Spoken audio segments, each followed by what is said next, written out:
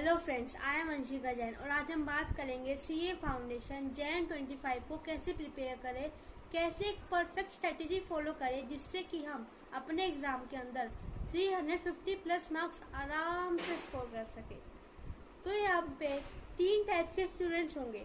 First वो जिनका पूरा सिलेबस कंप्लीट है, सेकंड वो जिनका आधा सिलेबस कंप्लीट हुआ है और आधा सिलेबस उनका रह रहा है, और थर्ड वो जिनका भी स्टार्ट भी नहीं हुआ है। हम एक एक करके सबके बारे में बात करेंगे।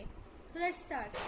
जो कैटेगरी फर्स्ट के अंदर है उन्हें सिंपली क्या करना है, नवंबर एंड तक अपने पूरे सिलेबस को वन शॉट्स की हेल्प से अच्छे से रिवाइज करना है, क्वेश्चंस प्रैक्टिस करनी है और इम्पोर्टेंट क्वेश्चन को मार्क करना है, और इम्पोर्टेंट टॉपिक्स को, क्वेश्चंस को, और आपके जो वीक टॉपिक्स है उन्हें मार्क करना है।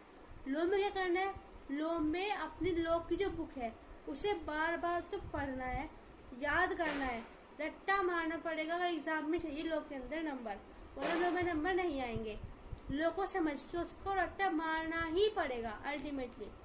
तो बेहतर ये रहेगा, लॉ को समझो, समझने के बाद बुक को खोलो, उसे याद करो, बुक को बंद करो, उसे मेमोराइज करो, और फिर अगर आपको समझ जब भी नहीं आ रहा तब आप उसे लिख करके उसे प्रैक्टिस करो। इस तरीके से जो फर्स्ट कैटेगरी वाले स्टूडेंट्स है उन्हें नवंबर एंड तक प्रैक्टिस करनी है, इम्पोर्टेंट क्वेश्चन मार्क करना है और अपने वीक टॉपिक्स को मार्क करना है।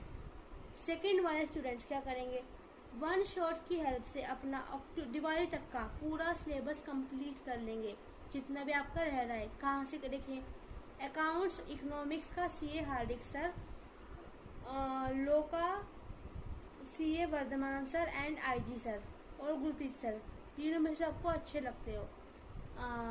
मैथ्स में आप सीए प्रणव पोपट सर का या फिर राहुल सर का देख लेना वन शॉट। उनके वन शॉट की हेल्प से अपना दिवाली तक का पूरा सिलेबस कंप्लीट कर लो, प्रैक्टिस भी कर लो, और दिवाली के बाद नवंबर एंड तक का जितना भी टाइम बचेगा अपने पूरे सिलेबस को अच्छे से रिवाइज करो और इम्पोर्टेंट टॉपिक्स को मार्क करो।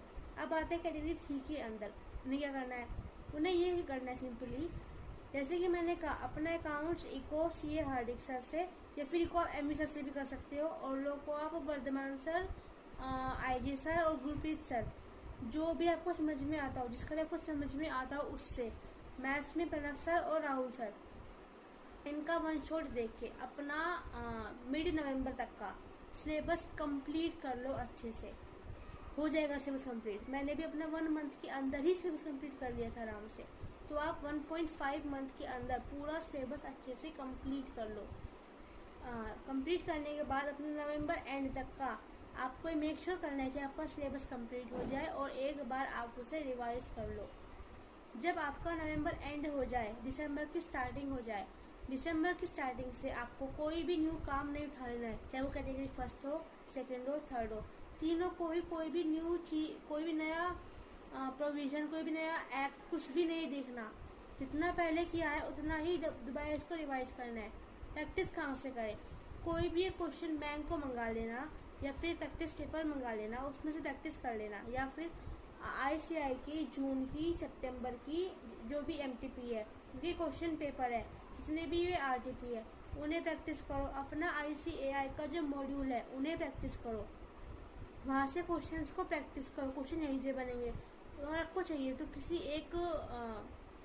किसी का भी क्वेश्चन बैंक या प्रैक्टिस पेपर मंगा लेना अपने प्रैक्टिस के लिए।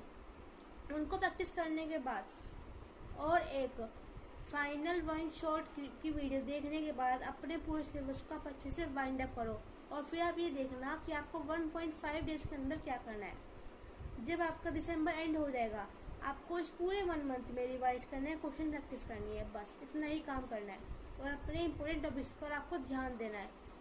जब आपके 3 काम हो जाए, 3 काम होने के बाद जनवरी में अपने पूरे 8 डेज का शेड्यूल बनाना, फर्स्ट, थर्ड, 5 और 7, इन 4 को अपना एग्जाम रखना खुद से घर पे। 2 से 4:30 के बीच में अकाउंट्स और लॉ का, और 2 से 1.5 3:30 तक का मैथ्स का और इको का अपना एक एग्जाम रखना खुद से घर पे। उसका फिर इवेल्युएट करना, उसी हिसाब से तैयारी करना। मतलब 31 को भी सोचना कि आपको अपना अकाउंट से एग्जाम देना है। आप जैसा भी एग्ज़ाम दे दिया तो ऐसे ही अपनी तैयारी करना कि सभी स्टूडेंट्स। ऐसे करने के बाद जब आप अपना 1, 3, 5 और 7 को अपना एक फाइनल एमटीपी दोगे, उसके बाद आपको पता लग जाएगा कि आपकी कितनी तैयारी अभी हो चुकी है और कितना आपका अभी रह रहा है। उसके बाद अपने मेन एग्जाम्स के लिए 1.5 डेज का एक शेड्यूल तैयार करना खुद से बैठकर कि आपको इस चैप्टर को इतना टाइम देना है, इस क्वेश्चन का आपको प्रैक्टिस करना है। इस तरीके से आपको अपने एग्जाम्स लेके आने हैं और अगर आप इसे फॉलो भी करोगे तो मैं गारंटी से कह रही हूँ कि आपके 300+ मार्क्स आएंगे। लो में एक चीज़ ध्यान रखना, लो में बुक को याद करने की जितनी हो सके उतनी कोशिश करना। कीवर्ड्स तो कर ही लेना। क्या होता है जब आप बुक को बार बार पढ़ोगे तो आपको जो मेन वर्ड है, कीवर्ड है, आपके दिमाग में छप जाएंगे, जैसे कि एग्रीमेंट हो गया, कॉन्टेक्ट होगा। पढ़ते पढ़ते आपके दिमाग में ये वर्ड्स बैठ जाएंगे। तो क्या होगा, जब आप एग्जाम लिखोगे तो ये आपकी राइटिंग में अपने आप ही ऑटोमेटिकली आ जाएंगे। इसलिए लो की एक कम से कम 2 घंटे तो रोज आपको बुक पढ़नी ही पड़ेगी। 2 घंटे रोज बुक पढ़ के 15 मिनट उसको मैं अच्छे से मेमोराइज करना, इससे आपको लो भी प्रिपेयर हो जाएगा। और अकाउंट्स में जो मेन एडजस्टमेंट होती है और कैलकुलेशन पर ध्यान देना। क्या हुआ था, मैं एग्जाम लिखा था जून का, उसमें मैं कैलकुलेशन की इतनी मिस्टेक हो गई कि बाद में बैलेंस शीट मैच ही नहीं हो पाई। तो इसलिए ध्यान रखना अकाउंट्स के अंदर एक सीरियल वाइज नंबर भी लिखना है, जैसे कि मतलब जीरोज की बिल्कुल एक अच्छी राइटिंग में लिखना, जिससे कि आपकी जो कैलकुलेशन है वो गड़बड़ ना हो अकाउंट्स के अंदर। लोग के अंदर बुक को 2-3 बार रिवाइज करना। मैथ्स में भी ये काम करना। मैथ्स में ये नहीं करना कि मान लो कहीं भी कुछ भी लिख दिया, एक प्रॉपर स्पेस में अच्छे से लिखना, मैथ्स के क्वेश्चन सॉल्व करना स्पीड के साथ। ये को मतलब आपको याद रहेगा ही आएगा। तो बस इसको अच्छे से याद करना और इस तरीके से आपके पेपर के अंदर 350 मार्क्स आराम से आ जाएंगे, प्रोवाइडेड आप इसको अच्छे से फॉलो करोगे तो। सो थैंक यू एंड मिलते हैं हम नेक्स्ट वीडियो में।